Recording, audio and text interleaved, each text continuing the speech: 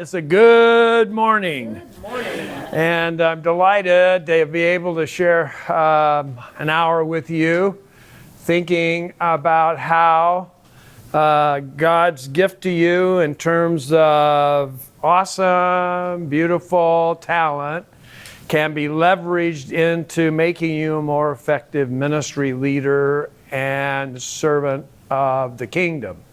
My name's Norm. I lived here in Point Loma for 28 years, connected with the university, and also for 10 years pastor First Church here adjacent to the campus. And it was my privilege actually in 2004 to birth the Center for Pastoral Leadership. And I gave 10 years of the best years of my life before retirement to this assignment, and now have the opportunity to do some leadership development and church development out around the world, actually. I just did some stuff in Indonesia with the field strategy coordinators for the Church of the Nazarene, also in Oberstdorf, Germany, beautiful part of the world, with missionaries in Eurasia. But I'm delighted to be able to do this workshop and presentation that's been a part of the Ministerial Candidate Weekend since it first began. If there were 1,000 people in this room right now, everything that research tells us and that experts and even Norm knows about talent and strengths, I could look you in the eye, each of you, and with a degree of credibility say to you, you can do something better than 999 people in this room.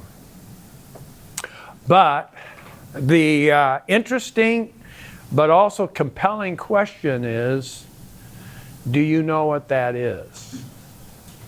And the other side of the coin is the research shows us that people, by and large, are very self-unaware.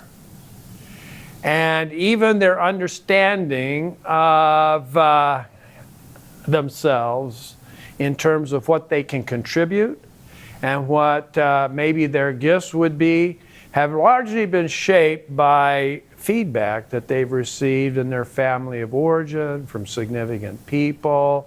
And often natural talent has been suppressed because of that process. And people try to elevate other talents and gifts that are just not natural to them, to great frustration and stress. So the purpose of our time together is really to kind of unpack this, to really think about with you what these natural, God-given capacities are that are really unique to you. And if you could identify them and then really understand them, develop them, and then leverage or express them more powerfully in your life, you would find this to not only be an effective way to minister and lead, but you would have the empowerment to actually do what you love to do. Because people love to do what they do best.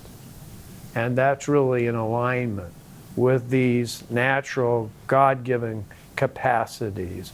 And so to begin with, though, I want you to think about this even from a more theological, biblical context. So, I know Wells Fargo is interested in this, and I know the university in our town is interested in this, but why should the church be interested in this? Why would ministers be interested in this?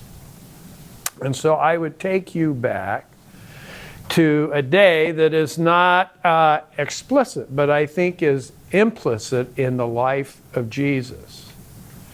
And it's the day at around 33 years of age that uniquely, somehow, he felt like this is the day that I need to leave Nazareth and to begin to embody this sense of emerging calling to ministry.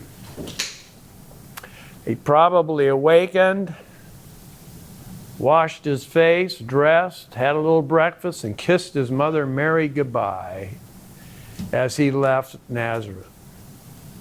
Now, conventional wisdom would say that, well, he should go down to Jerusalem, because if you want to start a ministry, if you wanted to plant a church, if you wanted to launch a movement, it would make sense that you go to Jerusalem, because that's the economic center, that's the political center, that's that's where all the great libraries are, and the scribes and the teachers are all there, and that's where you'd go, the religious capital of Israel. But instead, we know what, by the gospel narrative, that he takes off and he goes out to the wilderness. A curious thing where this guy John is baptizing people, calling people to repentance, and announcing that the kingdom of God is at hand. And I have this image in my mind of Jesus waiting his turn, looking at the back of somebody else's head to step into the River Jordan to be baptized in deep identification with our own human experience. Ever wait in line? And in the Gospel of Luke, tells us that three things happen. In fact, all of the synoptic Gospels record this moment as Jesus was being baptized by John. Three things happen. Can you tell me one of those three things? What happened there in the river? Somebody. Dove. Yes. The Holy Spirit descended in bodily form like a dove. Second, the voice of the Father is heard. And one more thing. It's the first thing that happened. The heavens were opened, which is a answer from the heavens to the ancient cry of the prophet, God, when are you going to come down here and save us and help us? And in this defining moment, the answer is today, right now. And then secondly, the Spirit descends in bodily form. So we understand that this is not only a defining moment for Jesus, but it's pretty much a defining moment in the entire cosmos, as heaven and earth, in a sense, are meeting in this profound moment. And then the voice of the Father is heard. Father speaking for himself, not through a messenger, not through an angel. God says, this is my Son whom I love, in whom I am well pleased. Actually, more personally, you are my Son, whom I love, in whom I am well pleased. And we can actually read about it. Read this out loud with me. When all the people were being baptized, Jesus was baptized too. And as he was praying, heaven was opened, and the Holy descended on him in bodily form like a dove. And a voice came from heaven, "You're my Son, whom I love. With you I am well pleased." Now I would submit to you that developmentally there are at least two profound questions for every one of us. These are questions that I think we work with all of our life. And the first one is, who am I? And any of us that have even taken Psych 101 know how important identity is for well-being and an accurate and healthy understanding of who we are. But then second question is, why in the world am I here? Which gets at the issue of purpose and mission. And I would submit to you that these are not questions that just adolescents have to deal with. I think we really work with these all of our life. I mean, I'm 76 at my next birthday. I want to know, now who am I? And why am I here? Because you know what? An awful lot of my peers are not. And so what's the mission? Why am I still here?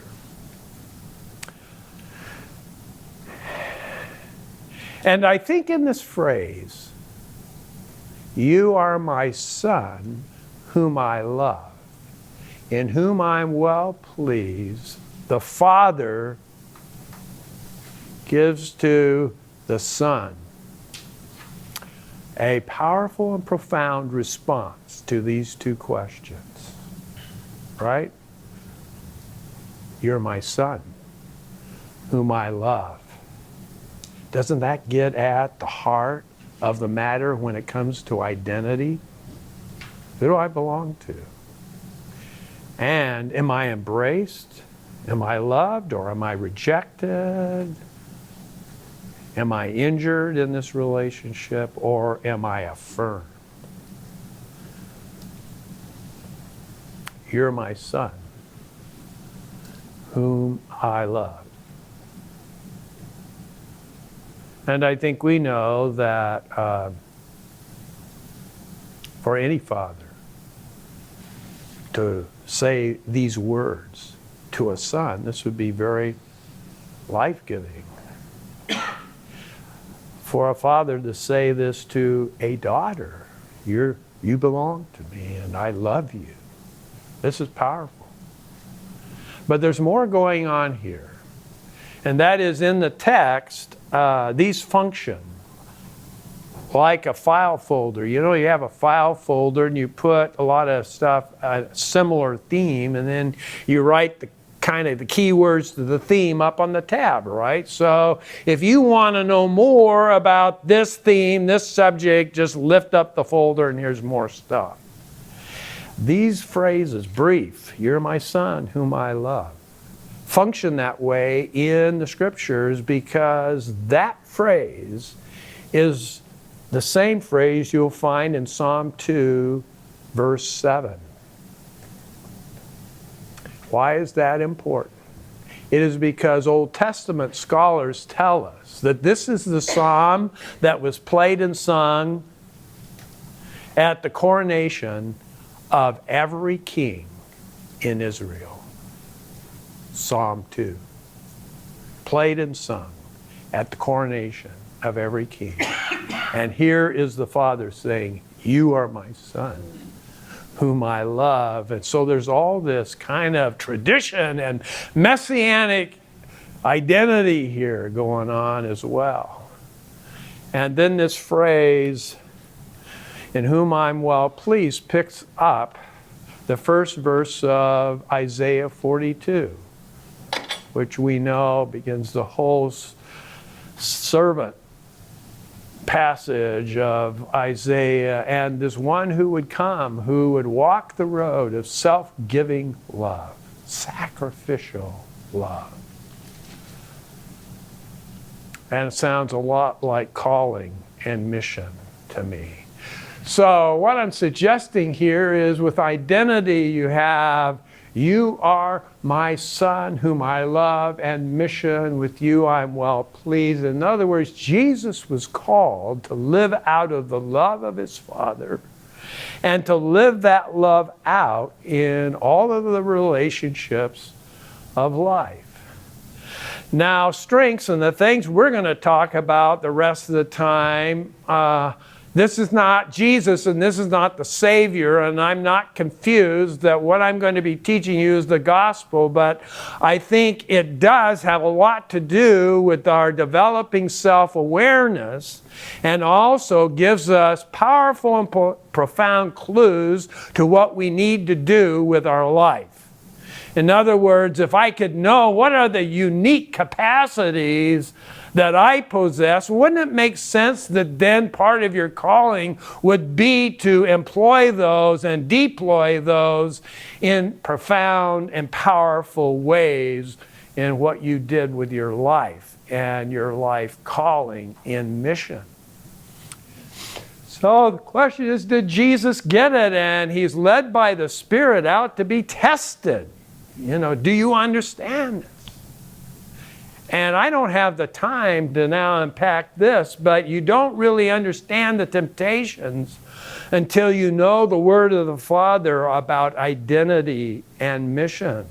Because there are 3 episodes, but there are 2 temptations, I would suggest.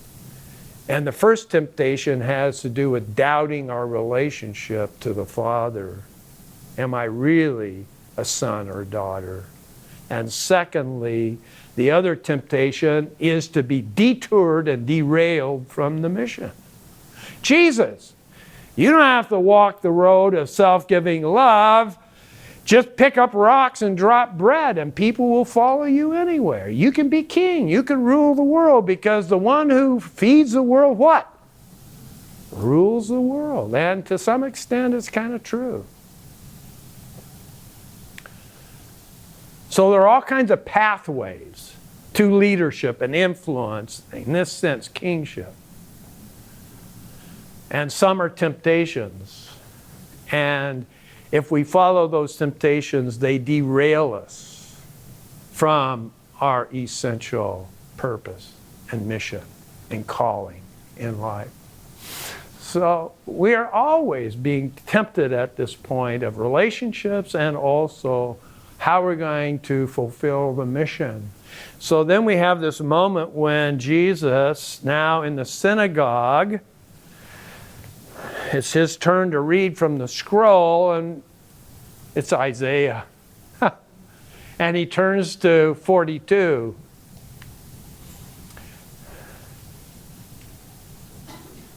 And we have these familiar phrases later in Isaiah 53. But the Spirit of the Lord is on. Read this out loud with me. The Spirit of the Lord is on me, because he has anointed me to proclaim good news to the poor. He has sent me to proclaim freedom for the prisoners and recovery of sight for the blind, to set the oppressed free, to proclaim. Wow. And then he puts the scroll back and he turns and he looks everybody in the eye, and what does he say? Today, this passage has been fulfilled in your hearing. You say, these are not just old ancient words on a dusty scroll. This is embodied in my life. This is who I am and what I'm called to be and do. And so there's a sense in which I see this developmentally as Jesus now begins to understand the Word of the Father in identity and calling, and begins to live this out in ministry. The importance of answering these questions. Who am I really? And why am I here? Some things about you. I think we'd all agree that we're not an accident, but there's purposefulness in the fact that you're seated here and you are a unique creation of the love of God expressed in the world. And secondly, our own human experience has shown us that people do have natural talent and ability. You can't have lived as long as all of you have lived and not noticed that some people can do quickly and more effectively things that you don't do so well, and it isn't because you didn't have a class in it. You can take the class and you still can't do it as well as some other people, but also you can do some things that other people struggle with, and it just kind of seems natural to you. And so this idea of natural capacity and talent is something that we've learned to live with and observe and experience all of our life. And the truth of the matter is, it's really been in the last 10 or 15 years that we have really learned by study and research how the human brain develops, which explains to some extent these unique capacities that have been with us from the get-go. Very briefly, if this is the day of conception, in other words, when an embryo comes to life inside a mother's womb, at day 42 in development of this embryo, this little baby now has a brain cell. The first neuron, the first brain cell, shows up at day 42, okay? And then, still in this unborn child at 4 months after day 42, this explosion has been going on. Now, this unborn fetus has 100 billion brain cells. And they're like developing at about 100,000 a minute. And there is this finger-like philia extended from every one of these cells to try to communicate and connect with other cells. So 100 billion, and every cell has about 15,000 fingers. And this is just pretty much noise until it gets organized, not unlike the operating system of a computer. You know, you don't have capacity until you have intelligence. And the way that begins to shape and form these networks and the mapping of an unborn child's brain. And it continues in a very profound and active way until about age 3. But there's still even further clarification and development all the way up to around 18, 19 years of age.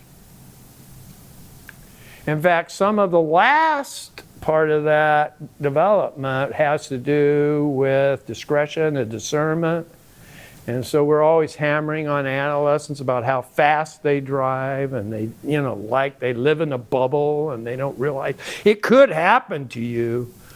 But it's partly because that part of the brain is still kind of maturing and developing to make those kind of judgments. And so it isn't that I'm trying to be irresponsible. No, I'm still working at this formation of capacity. But it also explains why you get there quicker than some other, because on your map, that area is like a super freeway. And for others, it may be a little path. So this is a part of this kind of uniqueness that we find. So read this out loud from Galatians. Make a careful exploration of who you are and the work you have been given, and then sink yourself into that. Don't be impressed with yourself. Don't compare yourself with others.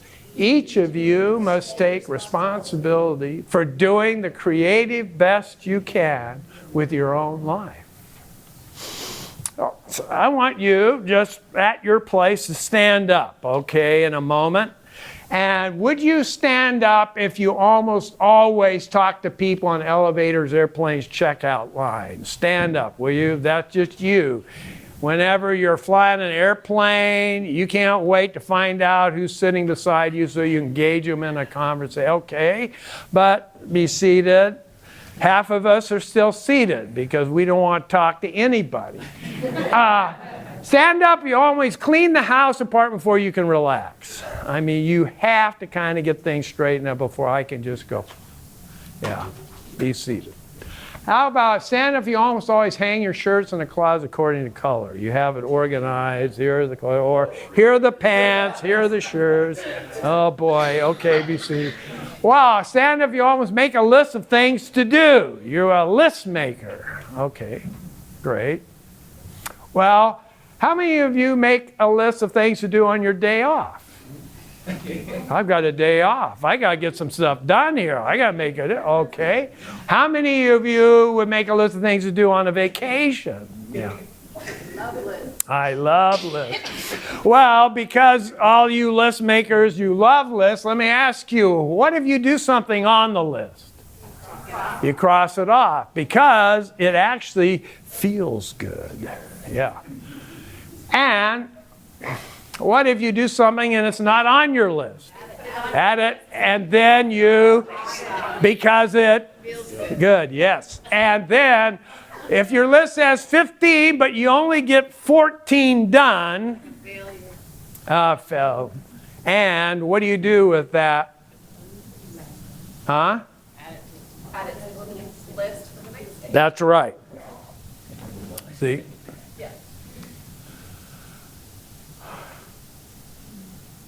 Stand up, you're almost always planning the next get-together.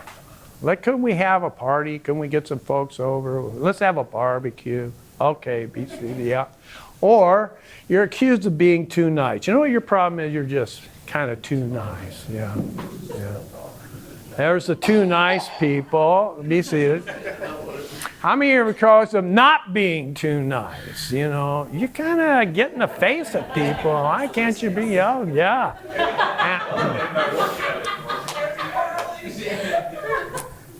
How many of you tend to kind of ask too many questions? How come you have to have so many questions? And yeah, even these question askers are going, how many would be too many questions? I mean, okay.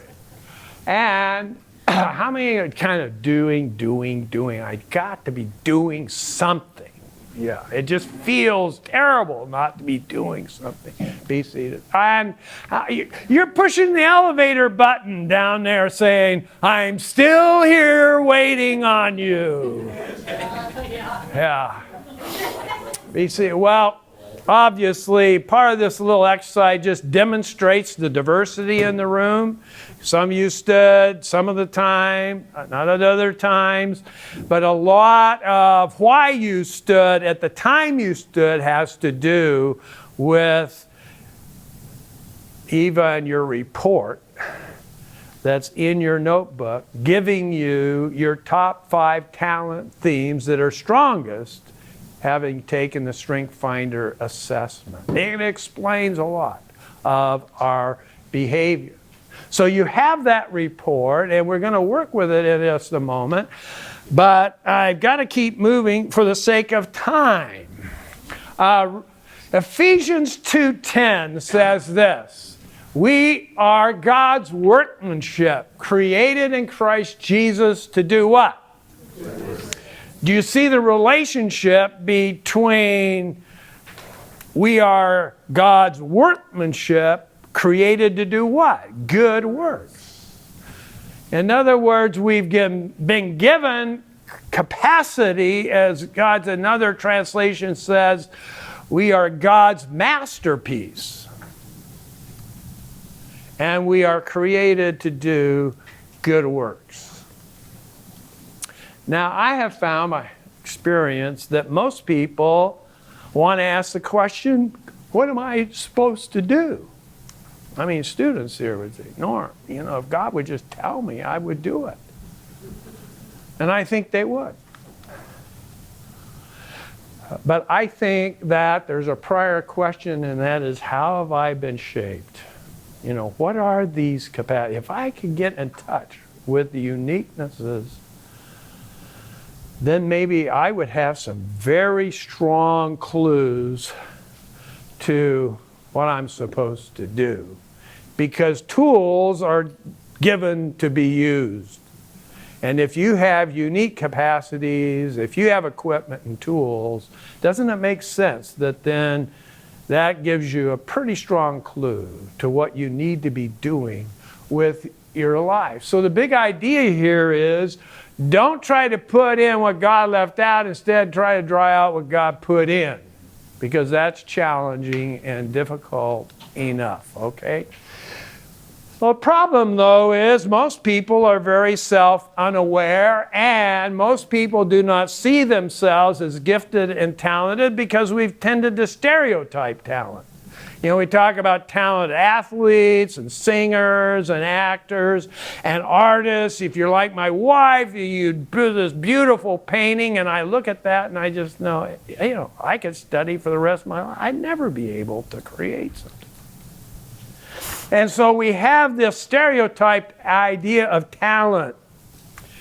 And most of us do not then see ourselves as exceptional kind of people in this sense, right? I'm just average norm. I just am norm. But also, most people do not appreciate the fact that they really have been given equipment to make a unique contribution. That everyone in this room, you have capacities that are unique to you to be able to do something significant in the work of God and ministry. But problem also, most of us have been raised in a weakness-fixing world. There's something wrong with you, and we need to fix it. And so we need to try to find out what is wrong with you so we can fix it. And this is why some of you were anxious when you did some of these assessments, that these guys are trying to find a weakness. And I need to appear strong. You brought a report card home. You had 2 A's, 2 B's, and a D. Where did the attention go? To the D. Maybe nobody even said, wow, 2 A's? Way to go! You know? Yeah! No. A D? Really? A D? We got to bring that up. Which is really kind of based on an illusion, and that is we know what average is. And as we observe and work with people, we kind of think, wow, you know, you're above the line over here and here. But we've been watching you, and you're kind of below the line here. And so we are doing a performance review, and we need to bring you up at least to average. So let's go to work on what you don't do so well and improve you. So at least you'll be average. Do you see how this might be a perfect recipe for creating mediocrity? Just average people.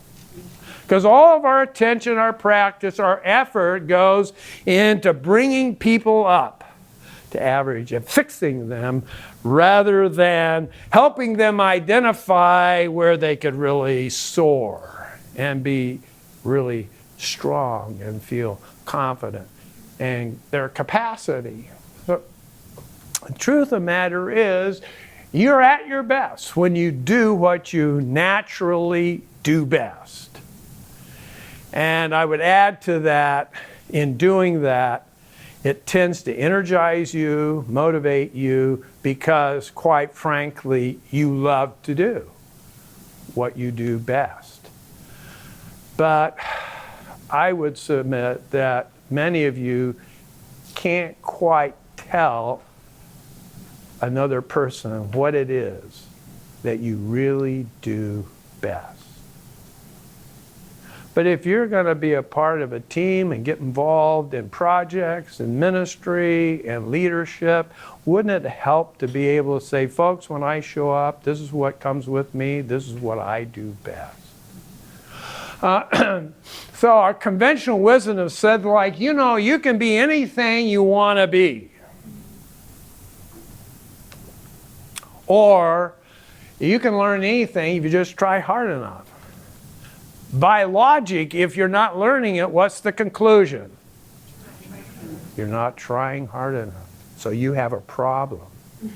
You not only can't learn this, you have a flawed character. You're not trying.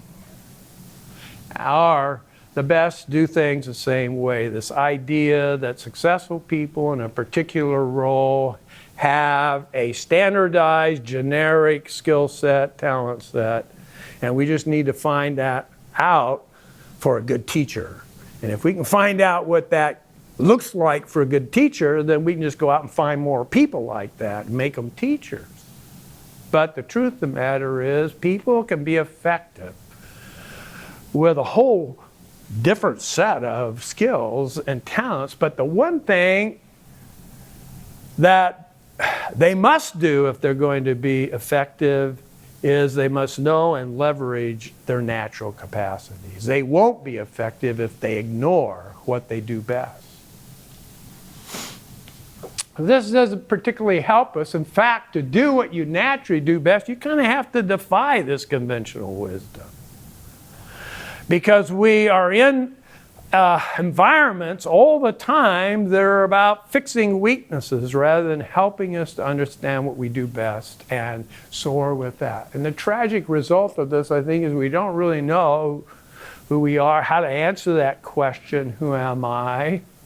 And most people spend their lives trying to live up to expectations that really do not align with their natural capacities because a mother or a father said, oh, you're never going to be. And they go to their graves never knowing these unique capacities. In fact, I have been told numerous times that when interns would go to Gallup and work with Donald Clifton, who is kind of the grandfather of positive psychology and the genius behind the Strength Finder at Gallup, he would take these interns to the local cemetery and actually weep and say, let's cry, and weep over the people that lived and died and never knew their unique capacity and the contribution they can make. So when we think about this, what I'd like you to do is just turn to a talk partner and talk about that list of the top 5 that you have there and share that with them, if you will, please. What you have there, if you can find it in your book, you've got your top 5 there. And just take a moment to talk about this a little bit. Did it make sense when you did it? Do you agree with it? What do you think about this? Let's talk for just a moment. Because of the limitations of our time, we need to move on. I have a handout there. If you would read those descriptions, at the bottom are 6 of the talent themes. Would you kind of try to match on the blank line the right talent to the theme description, okay? Like a drive to accomplish tasks, an innate energy towards reaching a goal sounds like what? An achiever. An achiever. So out of the 6 listed below, we're going to match these out, okay? Go ahead and now work on this for a moment. See if you can fill in those blanks.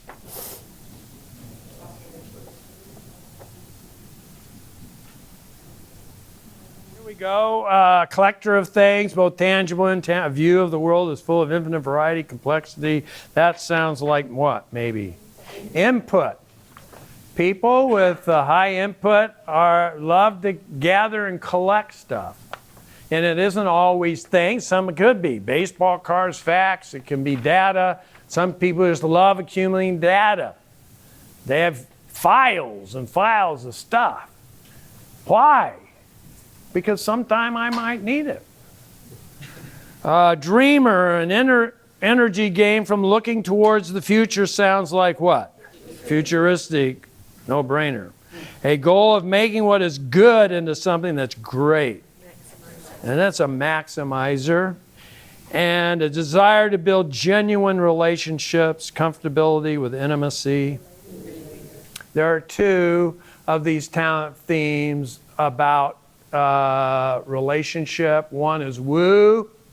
Anybody here have woo in your top 5? Okay. So woo is can't wait to meet my next new friend. And so they're always working out on the perimeter of relationships, building that next new friend, winning someone over, whereas the relator wants to go to the center of the circle and go deep. And I don't need a lot of folks, but not particularly out trying to make the next new friend. I'm just trying to spend more time with my good friend and even go deeper. And a need to set goals, a desire to stay on point.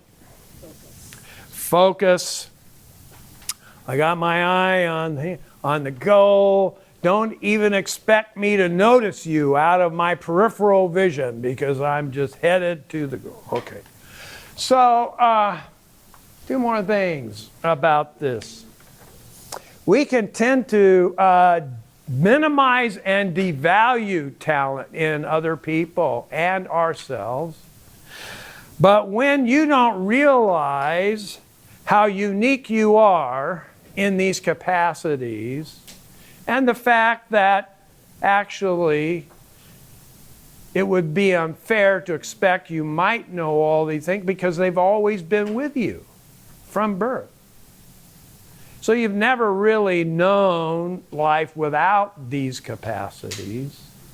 And because we assume we're just pretty average people, nothing just extraordinarily exceptional, we don't realize how powerful some of these things operate within us. And so because we're devaluing that talent, here's what we believe. If I can do it, so can you. Yeah. If I've got this wired, you ought to be able to wire it too. And see, this is devaluing how powerful maybe this talent is for you. And it may not be your husband's. It could be his 34, the very bottom of the list.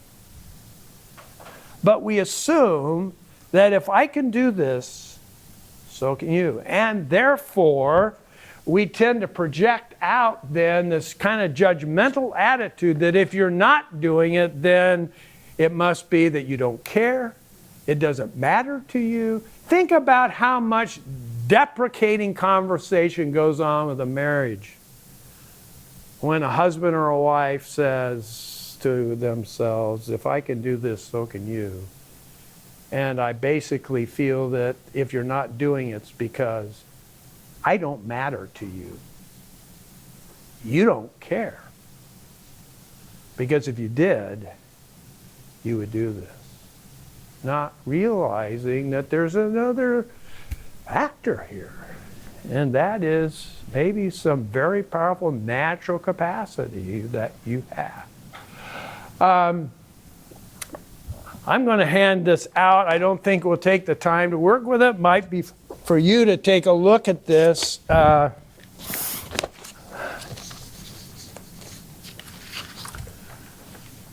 you don't mind, Joe, just getting this out. We all have experienced the labeling that sometimes happens when we bump up against somebody's strong talent.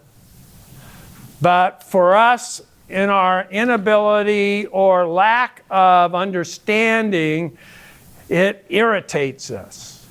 And we have a tendency then to label these things in pejorative ways. For instance, people with command sometimes appear bossy. And we don't think about what we're really identifying here in this person is they have a talent for command. We just think they're bossy. Or here's anybody have communication in your top 5? Yeah. See, people who have communication actually think out loud. And they love to tell the narrative, talk about the story, and it's easy for them to be labeled as kind of, why can't you shut up? Workaholic for achiever. Do you know that actually achievers, who has achiever in your top 5? Achievers actually have more gas in the tank, energy for the day, interestingly, so they can go along. They don't fatigue as quickly. And look at this, harmony. Why can't you take a stand?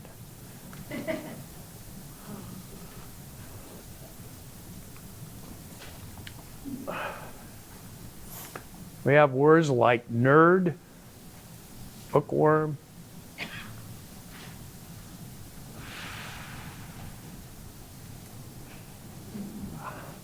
A lot of people wish they had woo, but I have found that people who have woo are embarrassed to even identify themselves because they've kind of been criticized for kind of working the room. What are you doing? You're working the room again. Here's another myth. You have the greatest room for growth in your areas of greatest weakness. Right? You know, this would make sense, wouldn't it? Here's the average. And you're way up here in this, you're way up here, but you're kind of down. You know, you really, Mike, Yeah. We've been watching you, and we notice you're a really great reader, but you're not so good at math. So where does Mike have room for growth? In math. That's the weakness fixing mentality. Well, if you're weak, in fact, at school, we might just say, Mike, you're so good as a reader, we're not going to ask you to take reading anymore, and we're going to give you 2 periods of math. And we take away the thing that he loves to do that motivates him, and we give him 2 hours of what he really doesn't want to do. And then we wonder why Mike at 9th grade says, I want out of here. I want out of this system. Because they take away the things you love to do and just want you to do the stuff that takes the wind out of your sails. This is the classic project that Donald Clifton did when he was at the University of Nebraska in Lincoln. And they said, what if we took all of the young people in the school system of Lincoln and we tested them for their speed of reading and their level of comprehension, and then we put them all through a speed reading improvement course, the old Evelyn Wood speed reading course. And then at the end of that time, we tested them to see what kind of improvement occurred. And some of his colleagues said, well, I can already tell you what's going to happen. You're going to demotivate the good readers because they already read well, they're probably at capacity, and they got to sit through this tedious course on reading, and you're just going to deflate them. Well, and that there are other folks that said, this is a no-brainer. We know who's going to improve. It's the people who have the greatest room for growth, the poor readers. Why do we even have to do this? Here's the result. The average readers pre-test were reading at 90 words a minute. They did the speed reading course, and then retest said they're now reading at 150 words a minute. Is that good? Well, you bet. If you're just reading 90 words a minute and you gave some effort to it and now you can read 150 words a minute, way to go. The above average, more talented readers, they were reading already at 350 words a minute. Now, anyone want to make a guess the level of their reading at the end of this speed reading course?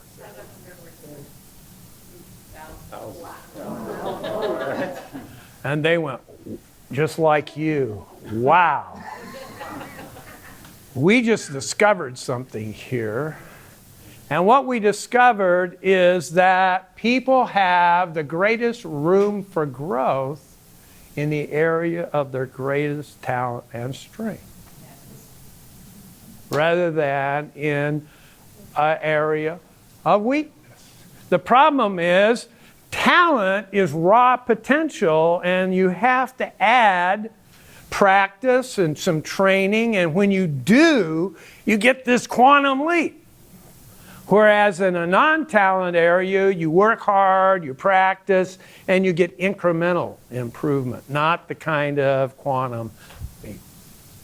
So the equation of this is talent is at the center, you add skill, you add knowledge, and then you get a strength. So it's really kind of a misnomer to talk about talent and strength as a mutually interchangeable word.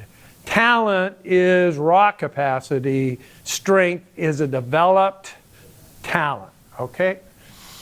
And it looks like this in our stereotyped understanding.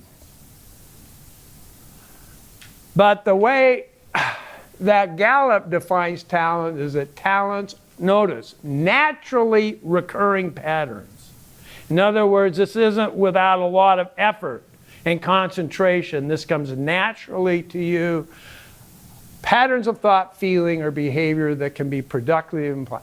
Talents reflect who you, say it with me, are, not what you know or have studied or you read it in a book. And talent can be the natural tendency to be competitive.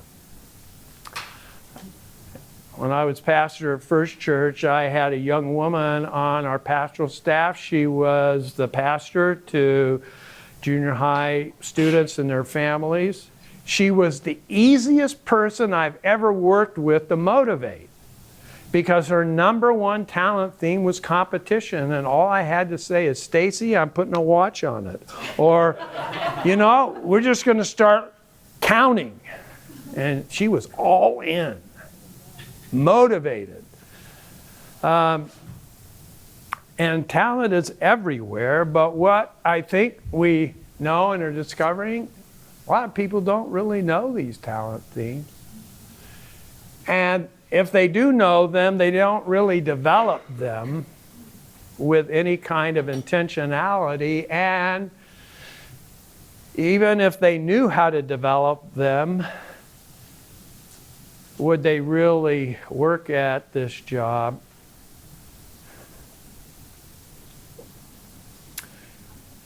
Finally, let me hand you another worksheet that I think also has some powerful insight for you in leadership as people in ministry. That is with some major research on leadership.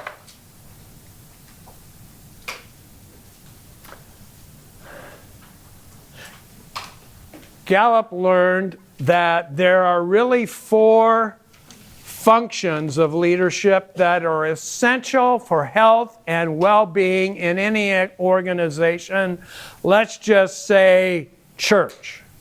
Within the organization of a church, they would say these 4 domains, functions, are essential.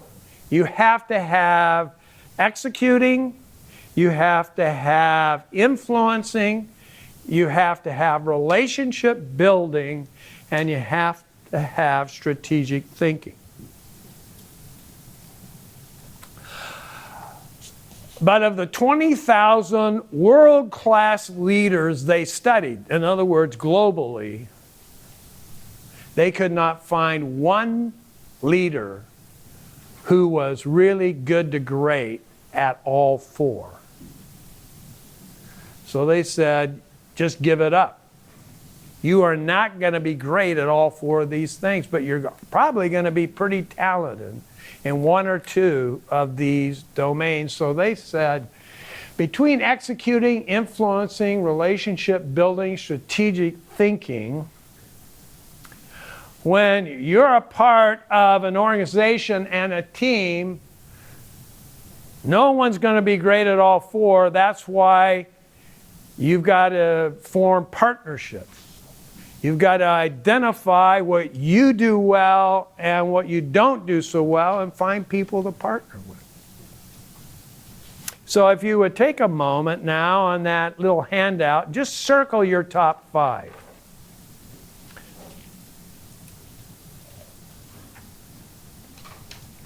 Circle your top 5 where they appear.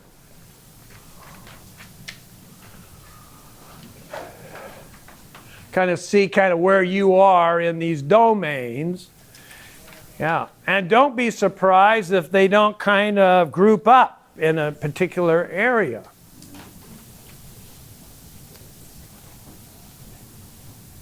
I've met people who have all 5 of their top 5 in one domain. Other people maybe are spread across and not so strong in any one, but they kind of across the board. How many of you have, say, 4 or more in one column? You do. What is it? It's developer, empathy, positivity. What's the relationship building? Yeah, there you go. Would you agree? There you go. He is a relationship builder. He's a people person. John said, don't do this if you don't like people. Secondly, let's see if you have, say, 2 or more in one of these domains. Okay. Let me ask, who are the people who are, you have 2 or 3 or more in executing? Raise your hand. Okay. Great. So in this group we have these folks who have real strength in executing. What about relationship building? Relationship building? Okay, great. What about strategic thinking? Yeah, great. Yeah. How about influencing? It's my experience, and I've been with an awful lot of groups in these kind of training contexts, and influencing is the least populated domain. But part of the explanation, at least for me in this, is if you look at the number of people in taking the Strength Finder who have the themes that make up the influencing domain, those are some of the least often populated top 5 themes. So things like significance, self-assurance, command, these don't appear very often in the top 5. And things like achiever, developer, maximizer, strategic thing. These are themes that come up a little more often on the Strength Finder. Responsibility. Interesting, one of the bottom ones is discipline. Let me just confess, in the family that raised me up, discipline was not considered a talent. Discipline was character. Wow, it was a whole new thought for me. That maybe people who are not so disciplined are not just trying to be irresponsible jerks. They just don't have a strong disciplined talent. And yet other people who are very disciplined, have order and structure, they probably shouldn't go around patting themselves on the back for having such great character. They just have a gift and a capacity that allows them to really be effective. And these talents kind of work as filters in the way we perceive life experiences. And I'd love to take the time to illustrate, but just believe me, that if you recruit a person with woo to be the greeter at the door and they do it for a service, they may come back to you and say, oh wow, if you ever need anybody to do that, I love doing that. Not because every woo person should be a greeter, but they just love meeting people. But if you grabbed a deliberative and put them at the door, you just made his worst day. He's sitting down there, there's people are passing. Wow, look at that spot on the carpet. I wonder who cleans the carpet. So the idea is, same input, when it goes through your filter, it can have a totally different response. Well, you don't have to do a strengths finder to have clues that there's talent and capacity like this. Sometimes it has to do with yearning. You just notice that there are certain things you're drawn to and other things you could care less about. And you see it in your kids, right?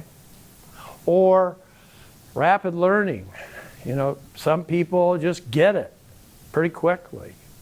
In fact, they didn't even have a course on it. They just seem to know how to. And just knowing the steps. Again, some people just know how to do it. Glimpses of excellence, I think about this is like the kid that picks up a baseball bat for the first time. The ball is pitched, he hits a home run. He has no idea how he did it. It just happened there. And satisfaction, strong clue, they're just things that you just love to do. And how can I get more of this?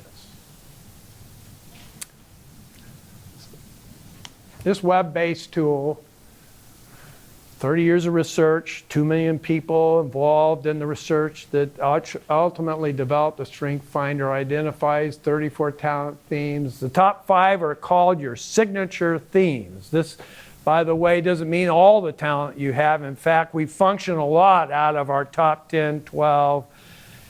And then the other question, well, what about the bottom area? Is that important? What do I do with that kind of stuff? Well, why Gallup would only give you the top 5 is they know you so well, having grown up in the weakness fixing world, that if I handed you your full 34 right now, where would you go?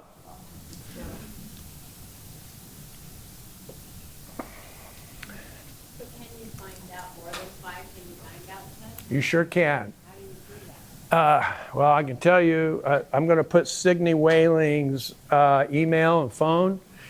It'll cost you a little money, but she can get you your full 34. John has invited me to come down to the center and do a strength-based leadership training we do around the 7 demands of leadership in November. And everybody that registers and takes that training event gets their full 34 as a part of that event. Here's how unique. The chance of meeting someone with your top 5 in any ranking of strength is 1 in 275,000. In other words, the words that make up your top 5, to find someone else that might have those same words in any order on their name tag, 1 in 275,000. But the chance of meeting someone with the same top 5 in the ranking, 1, 2, 3, 4, 5, is 1 in 33.3 million. What about, let's go to 8. To find someone that has your 8 in that ranking of strength is 1 in 773 billion. 8. And there are 34 of these in a supercomputer in Omaha. And so I think the chance of meeting someone with the same order of your full 31 is pretty hard. In fact, there's just about no one that's ever walked the face of the earth. quite like you. It's a powerful thought, I think, and very empowering. So read this out loud with me as we wrap up. Vocation does not mean a goal that I pursue. It means a calling that I hear. And before I can tell my life what I intend to do with it, I must listen for what it intends to do with me. Listening, it is saying, the first question is, let's listen to how we've been shaped before we start saying, what am I supposed to do with my life? And read this. Vocation does not come from a voice out there calling me to become something I am not. It comes from a voice in here calling me to be the person I was born to be, the original self. So that goes back to that illustration you've heard many times. God is not going to ask you, why weren't you more like Mother Teresa or Rick Warren? Or he's going to say, why weren't you more like the norm?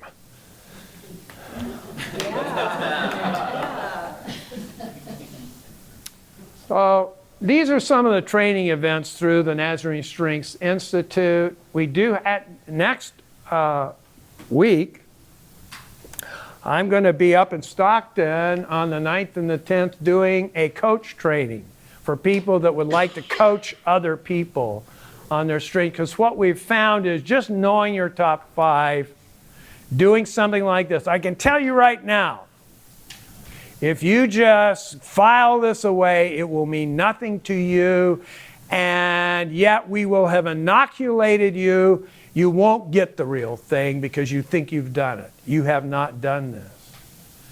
You've learned some things, you've done the assessment, you've found some things about your top 5, but you have to work with and be coached. And really begin to work this into your life. It can be powerful stuff. And then we're doing 13, 14 of November, the strengths. These are some of the resources available. This is a Spanish translation of this book, Living Your Strengths. Here's Signy's contact information. If you want to know more, you can go on also the NSI's website, but also Signy lives up in the Bay Area. You can reach her at this number. And we close. Let's read one more time this as our amen, okay? Make a careful exploration of who you are and the work you have been given, and then sink yourself into that. Don't be impressed with yourself. Don't compare yourself with others. Each of you must take responsibility for doing the creative best you can with your own life. Amen. Go have lunch, everybody. It's great. Thanks for